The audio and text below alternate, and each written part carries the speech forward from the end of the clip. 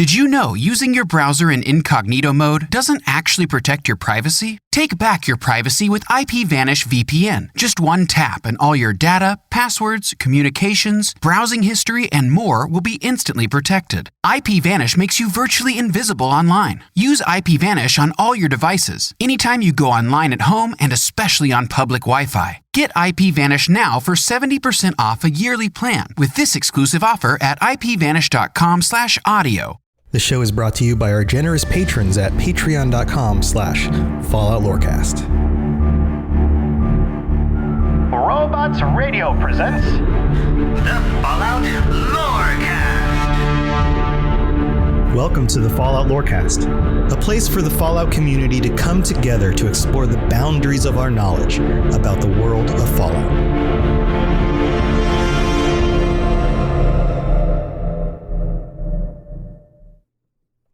Courier says that I should do an entire show, so here I am. I'm BuddyBot. Nice to meet you. This is the Fallout Lorecast, and I'm BuddyBot, and I'm the best one, and I'm gonna do the whole show all by myself. BuddyBot, you're not going to do the whole show all by yourself. Lainey and I are going to do the show, and just because Courier said it was a good idea doesn't mean it was a good idea.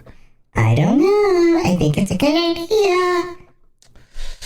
I don't think so. So, welcome to the Fallout Lorecast. This is not the BuddyBot show. This is the Fallout Lorecast, and I'm your host, Tom, or Robots. You can call me either. And I'm here with my co-host, Lainey/Neos Pandora. Welcome. Can I call you Pandora? Can I call you Lainey Pandora? Lainey Pandora. Neos Lainey? Neos Lainey. How you doing? How's things? Good. We had good. We had our patrons here last week, so I feel like you and I haven't had to, you were there and we all chatted, but it was like a big group and we didn't have our regular, me and you talking about stuff time. So I feel like it's been longer than usual. How are things? Things are good. I streamed Minecraft today for the first time. I played it for the first time, properly. Yeah. Very exciting. Very fun. Which edition of Minecraft? Because they've got the old Java one and then got the new one now. So I have the Bedrock one, which is the newer one, because I got it really with the intention. Well, my roommate got it for me. He wants to play it with me and CJ. So the three of us are going to play together, and it's cross-platform, which is nice because we have 2 computers and 3 people. So one of us is going to have to hop on the PlayStation. Yeah. That's Secret, cool. It will not be me. So what are you guys going to do in it? I know this isn't Fallout stuff, but I'm just really curious, just real fast. Are you going to be doing adventure mode, or are you just going to be building stuff? What's the plan? I don't know what we're going to do together, but for me today, I just tried it for the first time. And so I built myself a little dirt hut that got exploded by a creeper. And then, that's what creepers do. Yeah. They explode and stuff. Then I started I don't know, I made a wood pickaxe, and then I made a stone pickaxe. Very exciting stuff. Yeah. It was a good time. Well, and then Saber, good old Saber 1431 in the chat, you guys know Saber. Yeah, he's one of the patrons. Yeah. He plays Minecraft, and he had a really cool realm, and I got to go to it during my stream today, and that was very, very exciting. He has the wackiest thing, and let me tell you, there are quite a lot of wacky things, and they're very fun. In fact, he has 500 cats and dogs that just hang out with him. Whoa! But the wackiest thing was he has this he's turned it into a machine. It spawns squids and fish that go through the water, and then they hit something and they die, and then he has chests that once he opens them, they're just full of fish and stuff. So it's a fish factory. Okay. Yeah, so he's got a fish factory. He has That's super weird. He has a chicken one too that it cooks the chicken. That's crazy. Saber, that is crazy. I don't have Minecraft, but maybe I need to get it and then I can come visit. That leads me to the thought that we should soon at some point be getting pets in Fallout 76, which would be super cool. I think they're going to start with simple pets, but I don't know. I haven't heard a whole lot about it, but we probably will be getting pets at some point. But that's not the topic for today's show, friends. Today's show, we're going to talk about something much more darker. The Raider group, the Blood Eagles in Fallout 76. That is the topic for this week, and they are pretty freaking messed up. I don't know if you guys have done much more than just, kill them when they get in the way in the game. but there's a lot going on there. And if you haven't done the Beckett stuff, the companion you can get for your camp, then you probably haven't delved too far into them. But there's some really, really cool stuff that we can get into there. Holy crap, Fenwa! Thank you. Thank you for the subscription. Welcome. Thank you for being here and for subscribing. That is awesome. And more followers. Welcome, everybody. All right. So, Lainey, why don't we go ahead and dig right in? Let's talk about the Blood Eagles. Let's dig. Let's dig. Let's get digging. Digging. Okay. Get digging. So, like in Minecraft. Yeah. All right. So we can start out with a pretty basic synopsis, and then dive on in like usual. Yeah. So the Blood Eagles are the largest raider group in Appalachia as of 2103, and they're full of violent junkies, so like addicts, con men, other various criminals. They actually started specifically with like the con men and other criminals that they picked along. And it didn't turn into like a group of addicts until later on, and we'll talk about why that is. Yeah, it's pretty cool. The rumor was that they were like a biker gang originally. Right. You'll hear some of that around, but it turns out that that's not most likely the actual story. Right. Beckett actually will clarify that for you if you do all of that stuff. So the Blood Eagles are made up of like a ranked, like hierarchical. How do you say that? System. Hierarchical. So yeah. They have leaders at the top, obviously, and as far as we know, I counted them myself. There are about 13 ranks that you encounter in the Wasteland for the Blood Eagles, and this includes just your generic Blood Eagles, right? Those are the lowest members. To things like Blood Eagle Flayers, Executioners, Destroyers, Captains, so on. Viceroys. Poop shovelers. Poop shovelers. Oh yeah, all the essentials. That's not one of them? All right. Well, you can join the Blood Eagles, but you gotta start as a poop shoveler. I wouldn't be surprised, honestly. Someone's gotta do it. Yeah, where do you think they get the chemicals for their chems from? Oh, I don't like that. Oh, so they have all these ranks, but then at the very top there isn't just one leader. They actually have a 3-leader system where anyone is able to be promoted into these roles, and the roles are the Blood, the Eye, and the Claw. So it's like a triumvirate. It's like the Romans, like a triumvirate.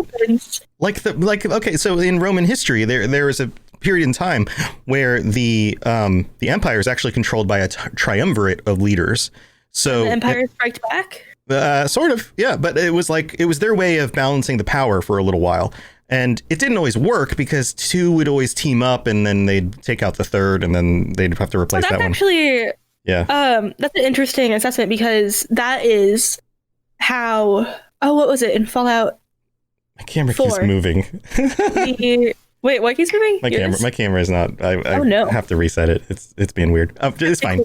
Keep going. So in Fallout 4. In Fallout 4, what is the big ship? The people in the ship. Yeah. The Brotherhood ship. The Pridwin. Nope. No. What other ship? Which other ship? They're super beefy. They have scientists. The super beefy and they have scientists? We've talked about them on the podcast. Oh crap! I'm blanking on the name. In Fallout 4. Fallout 4. Or is it Fallout 3? What do you mean super beefy? They're not super beefy. They have the city. The city in Fallout 3 we talked about. In Fallout 3. Yeah. What is it called? The metal one on the aircraft carrier. Yeah. Holy crap! Why can't I remember the name of things ever? I don't know. Oh, everybody is yelling at their car stereo right now. I'm so Fallout sorry. 3, the city in the aircraft carrier is called Nope, it's not coming to me. Anyway, go on. I know what you're talking about now. That's Fallout 3. Okay, yeah. They have a system like that, which we talked about before. This system, I'm not sure if it works in the same way, but as far as I know, it actually fulfills a different need, where it's basically a safety net. So if 1 or 2 of the people, for example, the Eye and the Claw, get murdered or kidnapped or whatever, then the Blood would be able to carry on, right? And vice versa for, any combination of them. Right. Basically, by having 3 people in charge, you will always have someone to follow under. even if, one or two of them ends up gone. But if all three get busted, then good luck. Yeah, then the leadership is officially taken out. So what do you think about the names of these? I think they're actually very cool.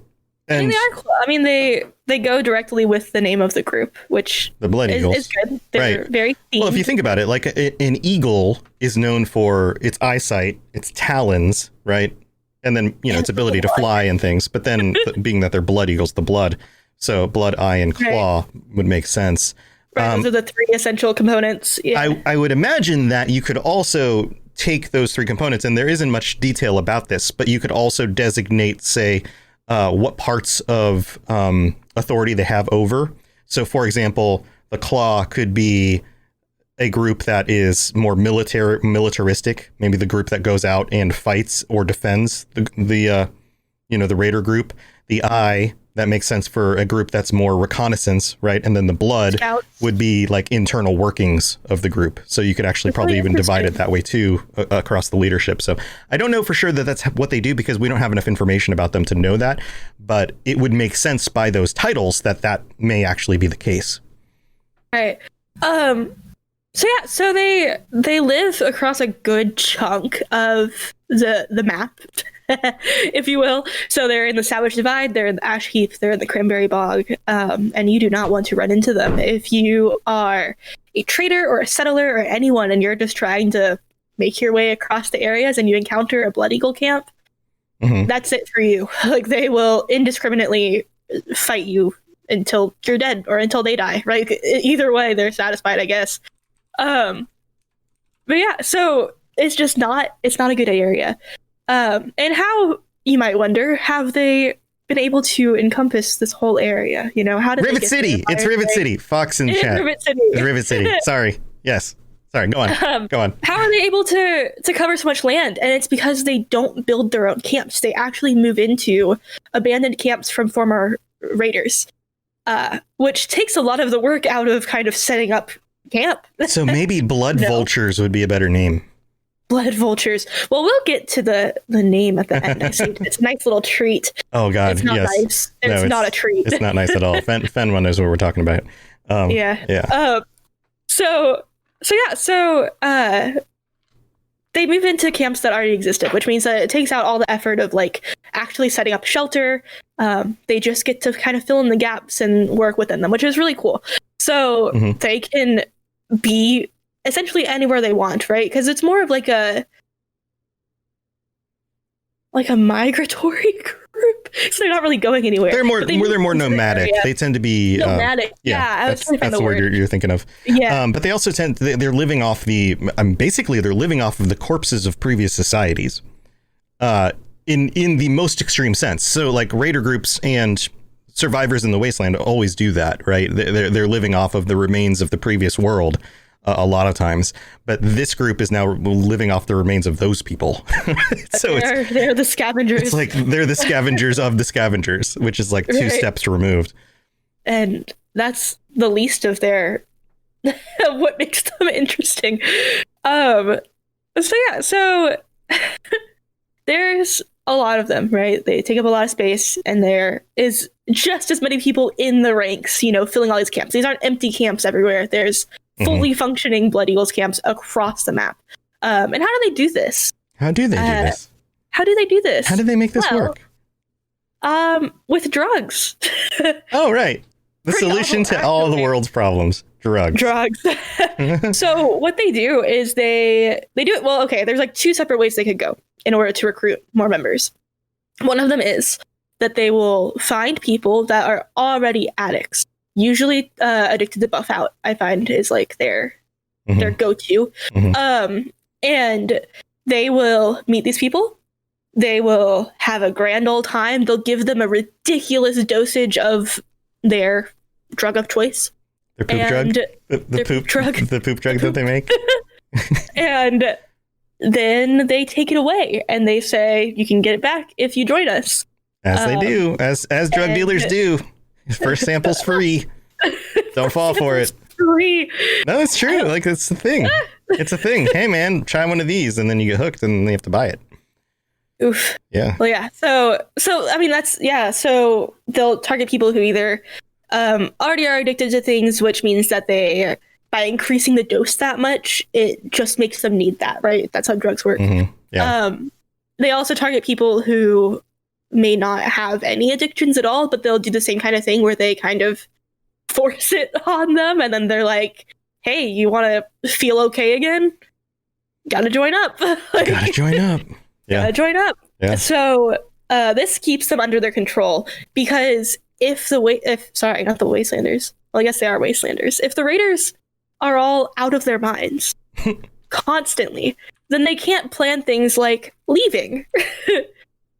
Right? They can't decide that they want to go against Blood Eagles. They can't make any very rational decisions because they're constantly just, high as a kite, drugged out. Right. And two, even if they could, they're still very, very reliant on the people who are supplying them with their drugs due to their addiction. So they would have to make the rational decision to try to leave and then be strong enough to will themselves through some sort of withdrawal, some sort of a process. And I'm sure that's very difficult to deal with on your own in the wasteland where you have nowhere to go. It's not like they have, then go knock on their friend's house, door and say, hey man, I got something I'm going through. Can you put me up for a few weeks? Like, it's not going to happen.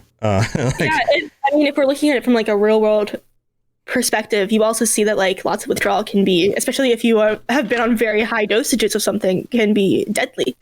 And so it could be a question of either I die with the Blood Eagles or I die on my own, suffering in the wasteland. And of course, like, you have to pick which one's worth it.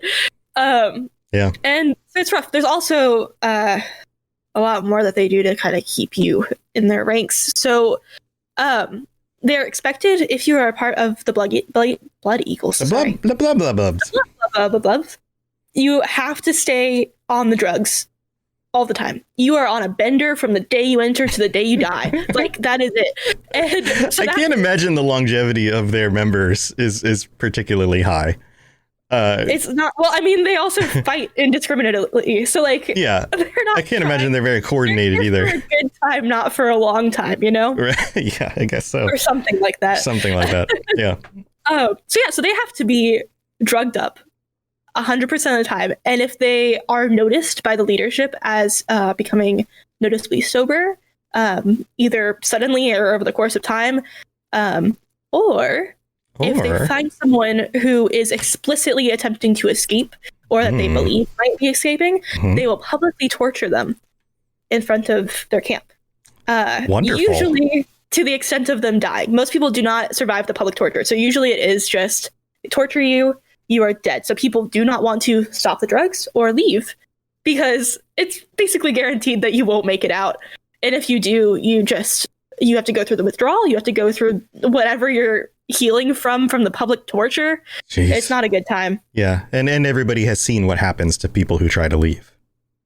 Right. Because it's put on display. Of course, no one else is going to really try it unless they're just super certain that they can make it out. But I mean, at what cost, Yeah, there's a lot about this that is very medieval we'll get to more of that in the future. But like anytime you talk about torture, it's a very medieval kind of thing. But classical too. You've got a triumvirate of leaders. You have a lot of torture. You have public torture. You have these rule systems that are keeping everybody in their place and required to, need the establishment in order to, not get killed, just to get their drugs to keep going because that's the rules. It's very, it's very dark. It is very dark. You're essentially in like an abusive relationship with your leadership, right? Like they've just manipulated you physically until you can't do anything else. And it's like working for a really bad corporation.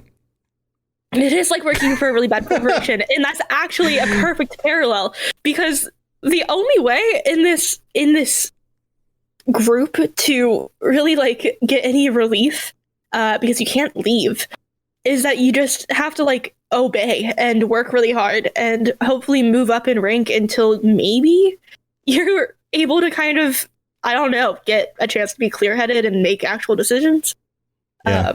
I imagine that the blood, the eye, and the claw probably aren't drugged out all the time. That would probably be bad.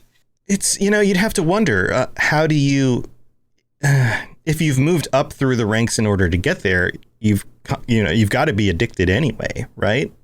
I mean, are they just taking lower doses in order to not feel totally out of it, but still not go through withdrawal? Like, how do you even manage that? Yeah, I don't know. That seems, I don't know. The whole thing just seems like it's, once you fall into this, it's just a terrible spiral into your own death, right? Through either just the terrible things you do as a raider, or too many drugs, or not being taken care of. Like when you're around a bunch of other people who are just drugged up all the time, and you fall into a situation where you need help, like you can't rely on the people around you. Mutant hound is chewing on my leg, and everyone just laughs. Like at some point you're just gonna die. Like it's yeah. It's a rough situation for sure. Yeah. So anything else about that? Or is it time to take our middle break? And Lainey's having her typical connection issues. Isn't that funny? Completely new internet, completely new place. Still connection issues. All right, you're back. For you. Yep. Are we good to move to the mid break? For sure. All right, let's do it. It's time for that spring reset. I'm taking a look at everything in my closet and figuring out that, oh no, this absolutely needs to go. And it's about time I replace things so that my clothes aren't older than my 15-year-old. Now you might think that they lasted that long because they were well made, but no, they're in terrible condition. Unlike the new jeans I just got from Quince. Jeans have always been my personal go-to because you can kind of wear them for lots of different things, but maybe they're not your thing. Maybe you're looking for, 100% European linen with insanely soft flow knit activewear fabric. It's definitely getting warmer, and their flow knit activewear is moisture wicking, anti-odor, and soft enough that you'll actually want to wear it every day. So pick out what you want. You can't go wrong because they have prices 50 to 60% less than similar brands. And like I said before, they are high quality. I continue to wear their clothes all the time, and I know that these new jeans are going to last me a lot better than the other things in my wardrobe. And on top of it, they look great. They're so comfortable, and I spent just as much on the jeans that I am now cleaning out of my wardrobe. So if you're looking for something better, just all around better, go check out Quince. So go do it right now. Refresh your wardrobe with Quince. Go to quince.com/falloutlore for free shipping and 365-day returns. Now available in Canada too. Go to quince.com/falloutlore for free shipping and 365-day returns. Quince.com/falloutlore. This is the new Weight Watchers, built for real life and real results, no matter what mode you're in. Maddie went all in for her big day and lost 33 pounds. Emily lost 85 pounds and hit her goal while still living her life. Weight Watchers gave me the tools and I feel amazing. Join the millions of members and lose weight with the #1 doctor-recommended weight loss program. Lose more at WeightWatchers.com. At 6 months, participants in a clinical trial of Weight Watchers program lost an average of 12 pounds. Hello there, old chap. Good to see another of General Atomic's finest, still eager to serve. So here we are in the middle of the show. This is the part of the show where I get to thank our patrons for being freaking awesome. You guys are the best. Thank you so much. We are now above the $500 amount. And assuming that everybody re-ups for this month, because it is the 1st, it is February 1st. And if they all re-up for the month, we'll stay above that 500 amount. And if we do that for like 2 months in a row, that means I absolutely have to get my Fallout tattoo, which is freaking crazy. Absolutely crazy. You guys are amazing. Also, I have to call out 4 of our tier 5 patrons. 4 tier 5 patrons. Amelia R, Justin S, Matt B, and Zemnis Nightwolf. Our new one. Thank you so much. You guys are amazing. Thank you for supporting the show. And we just had our patron episode last week, and we had a bunch of our tier 4 and higher patrons on, and we're going to do that again at the end of this month. So if you'd like to join them, check out patreon.com/falloutlorecast for info on that, or even just signing up at the bottom level in order to make sure that you get episodes early and ad free, and the extended version of the episodes. All that stuff goes to everybody who signs up. So go check that out. And thank you again to all of our patrons. If you have any questions about Nuka World, I'd be delighted to answer them. So let's see. We've got some more things, and I think it just kind of gets darker from here. It is. I mean, especially by the end of this discussion. But I mean, yeah. So that's all like those are all the most intense parts. But we're gonna top it off with a little cherry on top. Yeah, at the very end. Very end. But let's talk about the Blood Eagle. So it's not, they don't just rely on their human membership in order to carry things out in the wasteland. What else do they have going on? No. So they have acquired robots and animals to help. Mm-hmm. And not just like a couple Mr. Gutsies, not just like some mongrels. Like they have fully trained dogs helping them that they'll send ahead when they want to scout an area, or if they are about to enter an encounter, they will send the dogs ahead, right? And so they, I mean, obviously they don't care about dogs at all, but right. I mean, the dogs are a tool for them. They are basically a war creature, right? There's something that dogs. Probably, but they're trained and they're dangerous and they're violent. They probably keep them in pens and they're very dangerous. There is so I've gone through the whole Beckett quest, like story quest stuff, and you deal with the Blood Eagles a lot because he was part of this gang. And I'm not going to spoil the way this stuff works, the way the story goes and how that comes about. But there are instances where you have to fight Blood Eagles, and there is a specific stronghold I remember where I was picking them off from a distance with my sniper rifle, and I'm like, pow, blow your head off. And of course they're like, where is he? And they start coming after me. And before I know it, dogs like that is exactly what happens, is they sick the dogs out for you. So the people up in their stronghold start kind of shooting down at you, trying to figure out where you are. And while I'm looking at that, next thing I know, I'm huddled behind like a little barricade and kind of peeking out, poking at them while they're trying to shoot me. And then all of a sudden I'm just surrounded by dogs. And that's exactly what they did, which is smart. Like it's really a smart way to, dogs run very quickly. They can root you out of an area. All of a sudden you're running around trying to deal with the dogs and you're not aware of what's going on with the raiders. And now the raiders are getting closer with their guns. It's a really smart combination.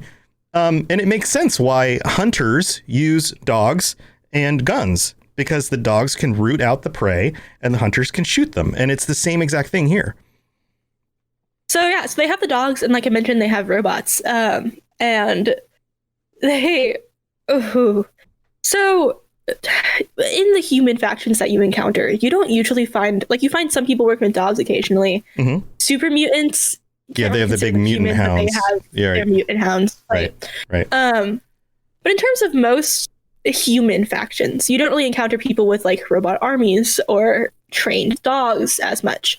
The Blood Eagles are very strange because they've gained access to just so much to work with. They have weaponry, like they're decked out, they're prepared. But the robot thing is particularly interesting because they've gone into the Watoga Underground, which is an automated parking garage that in the Fallout universe had a bunch of different robots maintaining it and protecting it, and or just acting as security, right? Right. And this includes Mr. Gutsies for sure, but also things like Assaultrons. Yeah, Protectrons, Assaultrons, different kinds of Assaultrons. Yeah, there is like a large variety of automated defenses in that area. Right, and the Blood Eagles have hacked it, so they have access to all of the robots that were part of this area.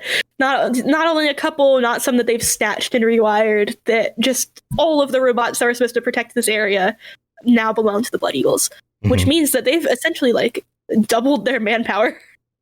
Yeah, this is an interesting zone in the game. So one of the really cool things about Fallout 76, and we talk about this on the Fallout Hub a lot, is that every year when they release a big update, or actually every significant update, the world progresses forward. And it actually progresses forward in time, too. So the way the world worked when we'll call it the vanilla game launched, is not the same exact way that the world works now that people have moved back into Appalachia. So when you would come across these robots in that vanilla version of the world, they weren't necessarily being controlled by any specific group. They were kind of malfunctioning, and they were reacting to protecting Watoga and the city, and they were just kind of doing their things. And I don't know a whole lot about what was going on there because it doesn't exist anymore in that regard. And since then, since the Blood Eagles have moved in, they've taken control of that whole area and all of the underground section that is going on with that as well, which had to do with what was it, the car manufacturing and stuff. The Lainey's voice isn't coming through. Yeah, here you are. Garage. The garage. Yeah, that's what it was. The garage. And you can go down and you can see all the cars. It was this really cool setup for how they managed the inventory of all of these cars. And part of the quest that you go on take you way deep underground and you go through all of this stuff. It's actually really, really cool. And it's actually a very large area, but the Blood Eagles are now the ones in control of all of those robots. So you're never going to see a version of this world, this Watoga again, that isn't controlled by the Blood Eagles, unless, of course, the story progresses and due to our actions in the game, the Blood Eagles are rooted out and that area changes ownership or is no longer owned. Who knows? But that's what's so cool about this game is that when you get in now, you're going to see a state of the world that will not be the same a year from now. Things are going to change. It's really cool to be part of something that is actively evolving like that. Yeah, it is really cool. All right, so they've got dogs, they've got robots. What else do you have going on here? They also have, clearly they're well equipped. I mentioned that they have really good firearms. They also have power armor, and their power armor is decorated in the Blood Eagle colors, of course, which is just red. Red for blood. Is red. You know, I like the way their stuff looks because it looks really cool. It's got that I like the Raider aesthetic, but I don't necessarily like the whole torturing people and making them do lots of drugs. That's not really my thing. Not ideal. Not ideal. So yeah, they also, they're smart. That's what's so weird is that they have a lot of precautions. It must be the people at the top that were just here's everything all at once that you're going to be doing and working with and your equipment and everything, because I cannot imagine that a bunch of drug-addled randos could just set all this up. So they also have these pretty incredible alarm systems, which, you can find alarms in lots of games, and they work just like alarms do in most games, where if you encounter a Blood Eagle and they have time to make it to the alarm, it will trigger and alert everyone in the area. Yeah, it's a very similar mechanic to the Far Cry games. I think Assassin's Creed does it, and Dishonored does it. Yeah, it's a pretty common mechanic. And I hadn't thought about that because it just seems so natural to me that was a thing. But it is very much a function of something they specifically do. It's like the super mutants don't do it, Scorch don't do it, but the Blood Eagles will sound the alarm. Right, and they will. And luckily, though, because of the way that it functions as a game mechanic, you can stealth your way through it. If you're able to take them out before they can reach the alarm, then you can make it through, and you're actually more likely to survive, especially if you're a lower level and maybe you don't have a whole lot of ammo. Right, or you're like a stealth build that's squishy and trying to take things out without being seen. Right. Yeah. Because if you're the kind of person who just charges in, you will be swamped. They will come after you with everything they got. Yeah, they send your dogs after you. Yep. Yeah, and maybe robots. For sure.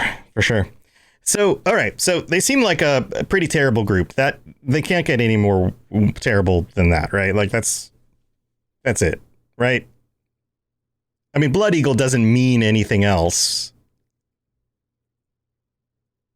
Now that I think of it.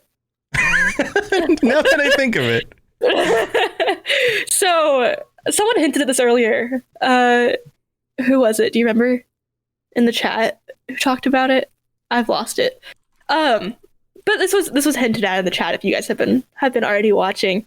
But for anyone who's listening, as a proper podcast like you do, this is a secret. Mm-hmm. So, a Blood Eagle. Let's get into it. Okay.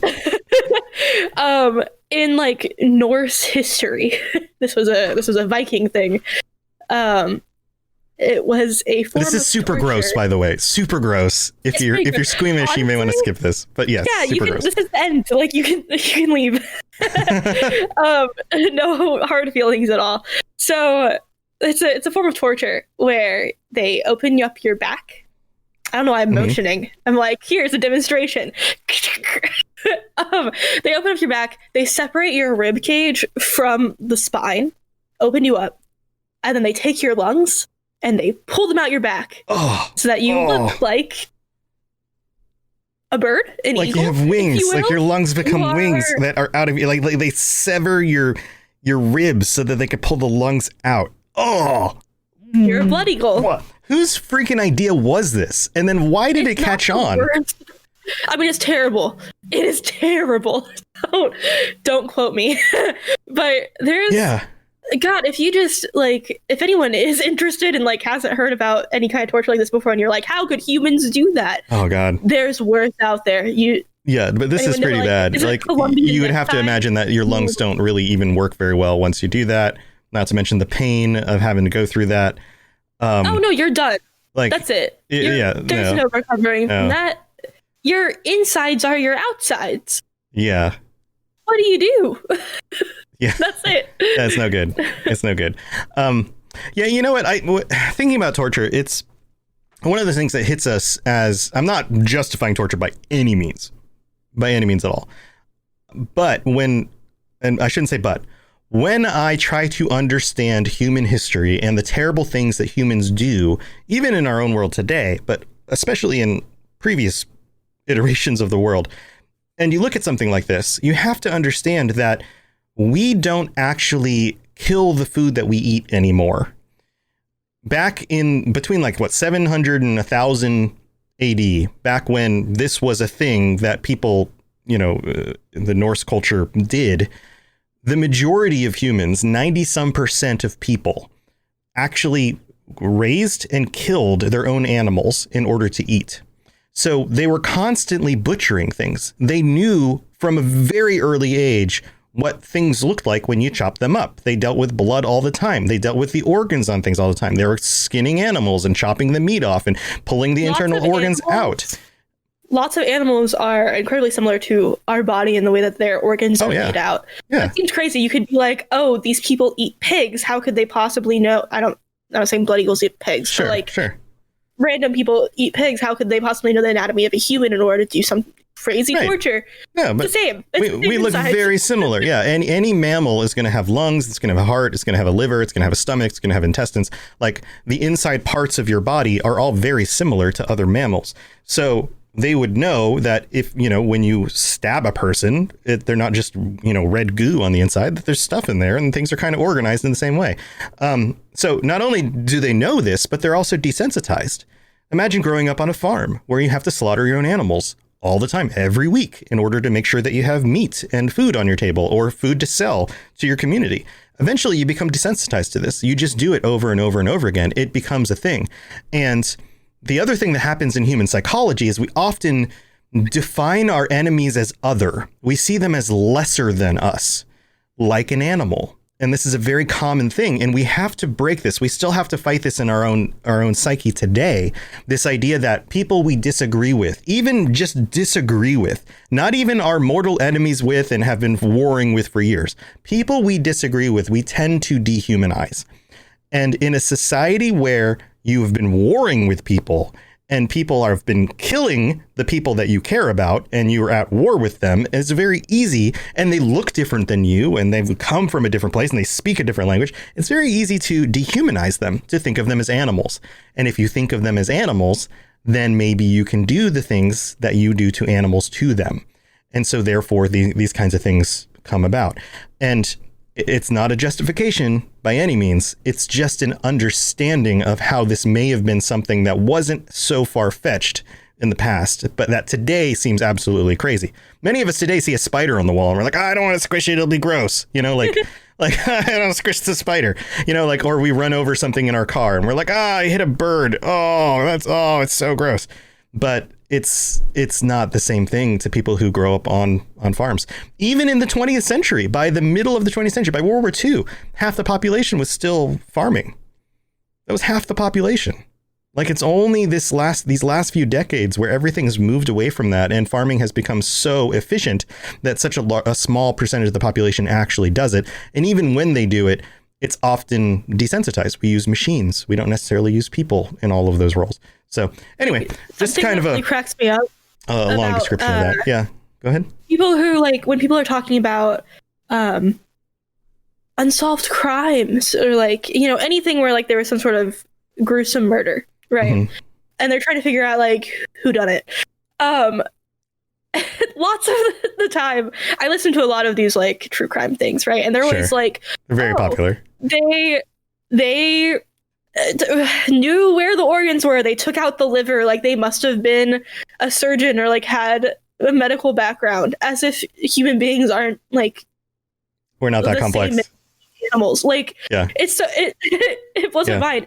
And so, of course, like, if I could imagine, not myself, I'm like, absolutely do not hurt people, but, like, you know, any random person could go out there and be like, if I want to stab someone in the gut, I can try and figure out what organ to go for. Like, people look like people. People who have psychopathic tendencies are more likely to torture and kill and, you know, cut apart animals, small animals, while they're growing up. So where did they absolutely track that back? Oh yeah, most people who become serial killers there's like a couple things. So you can look back at their childhood. They probably killed animals, right, or tortured them. And they also usually have, like, a bad relationship with at least one parent. But it's for, like, some really crazy reason, usually, not just like, we had a rocky relationship. Like, it's like something was wrong. Yeah. But to talk about the whole animal thing, that, like, you wonder by the time they become adults and psychopaths who are actually preying on humans, how did they learn where these body parts were? Well, they did it to animals. So, you know, surprise, a squirrel has the same kinds of body parts. They're just smaller. Like, there you go.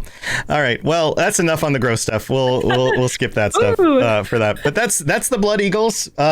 Dangerous stuff. If you haven't played through the Beckett quest line, go ahead and do that. It actually is it's much more involved than I expected, and it takes you to some interesting places. Beckett sometimes, unless you already have. What was that? You could do an episode on Beckett. Oh, we could. Yeah, we could totally. I don't think I have done that. No. I was adding Beckett information for this episode, and then I was like, this could be its own thing. Why don't we do that next? Why don't we talk about him next? And so if you haven't done that quest line yet, make sure you go do it. If you're worried about spoilers, then I guess skip the next episode. But it does go very well with the stuff we've talked here today. And he's a more interesting character than I think most of us realize.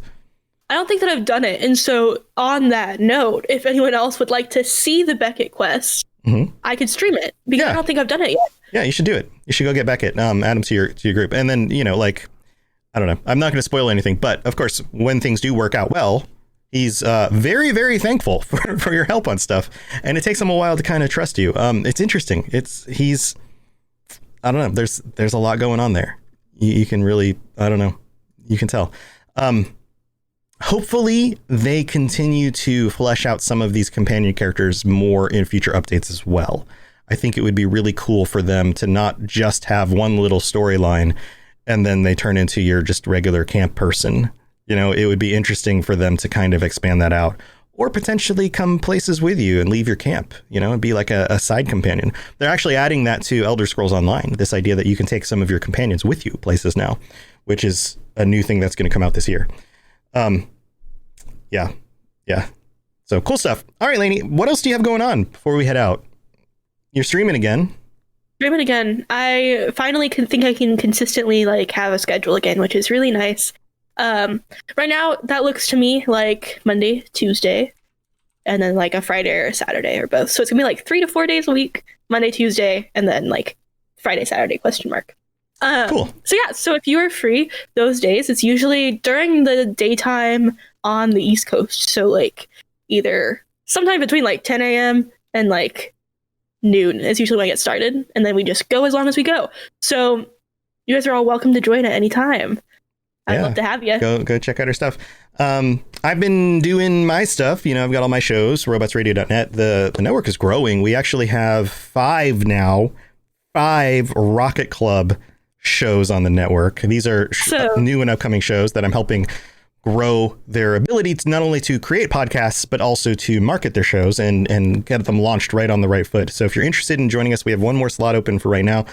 I might expand it in the future, but I think having 6 people representing 6 different shows on a weekly call where we go over stuff it's pretty much as full as I want it to be until I decide to expand that and add some more time to focus on those things. But you can check that stuff out at robotsradio.net/rocket-club.